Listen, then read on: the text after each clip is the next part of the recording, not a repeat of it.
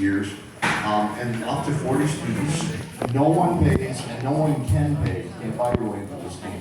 But something that would cost a significant amount of money, thanks to everyone involved, is able to be offered, like the Jazz Festival itself, for free. And the reason we do it is, as I said, to remove a barrier, not to do anything, like Christmas morning, but to make sure that no one is prohibited from being part of Jazz Week if they have the talent and skill to do so. And every year I look at the student body, and right now the catchphrases in corporate world, diversity, inclusion, and equity. Well, I got to tell you, we've come to believe that these things absolutely organically want to happen in our world. So our job as an institution or as individuals when we come across the opportunity is to look to do the homework, to remove the barriers, to see what people need in different communities, in different situations, transportation. What is it? We've translated stuff into Spanish for our Southwest Detroit community.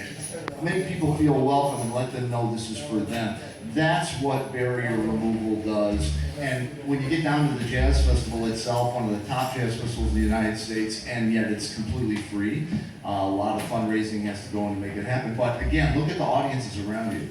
It's the most beautiful collection of people from all over the world, another up to 2 million on the streams. And the artist will tell you it's one of the best audiences in the Jazz Festival world, not because of any secret formula, but because we open the door, we invite everyone, and you suddenly see neophytes and jazz experts from the suburbs and from the city and from London and from Japan coming, and they're high-fiving because of something that happened. They don't even know each other, and families are digging it together. It's a beautiful thing, and that's what this music should be about.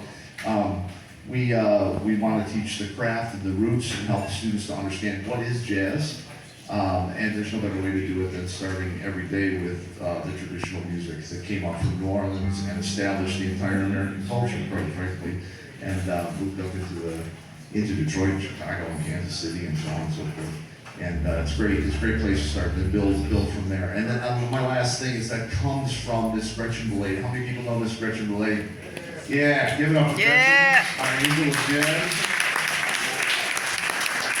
She passed at the end of last year, 95 years old, honorary doctor from Wayne State University. Woo! And I'm here to tell you, in addition to Matt Gavin and the Dirty Dog and what she did to support the Detroit Jazz Festival Foundation, she did a lot of stuff for Detroit, heavy stuff. One day I went and saw her at the Dirty Dog having lunch with Kim Worthy because they did an amazing program that she didn't even want anybody to know about. And she was the mover and shaker for the city and the culture and for this music. And one time at Christmas, I asked her, what am I going to get Gretchen Valade if I hand her any gifts? I said, can my wife and I take you out, or what can we do? And she looked at me and she said, keep the Jazz Fest Foundation, the festival itself, and everything you do throughout the year. She said, A, keep it jazz, and B, keep it free. That was the gift she wanted. So we worked really hard to do that. And I always throw this number out there because a lot of people don't know it. She didn't like me to tell people this, but the Detroit Jazz Festival Foundation, we have to raise $4.5 to $5 million every single year from corporate sponsors, independent donors, and grants. And I only tell you that because it's amazing. It's lasted for 44 years, and I'm terrified one day some money person's going to say, well, just charge $5 each door, like $2.5 million. But we're fighting real hard for that not to happen, and I hope you as parents and the students here garner the benefit from it. At the end, we're going to be announcing the All-Star Jazz Week All-Stars that will be playing at the festival, but I want to make this clear because you'll all get a communication about it. The entire class of this year's Jazz Week will be returning on opening night, a rehearsal with Mr. Powell to prepare, and then this band, Dr. Valade's brass band, opens the 2023 Jazz Festival with its parade. We're going to go right up onto the main stage, and we all do things together. It is the grand opening of the festival, and we want each and every one of you involved. And then lastly, keep in mind, you are now in our family.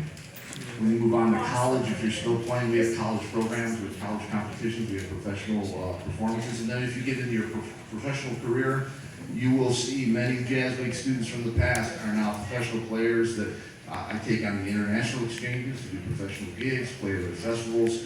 We really try to support your dream and your vision. So know you're in the family. You got a special project to send to me. I'll see if I got a place for it. you want to engage with the Jazz Festival as a musician and support the artists there and meet the artists, you let me know. We have programs for that too. So as you grow, we want to grow with you and hopefully be a positive influence on your life. Keep that in mind, everybody, okay? Keep it in mind. Thank you so much. I'm going to turn it over now to Professor Russ Miller, who is also the interim chair of the music department at Wayne State University that we want to thank very much. And he's going to take it from there. And then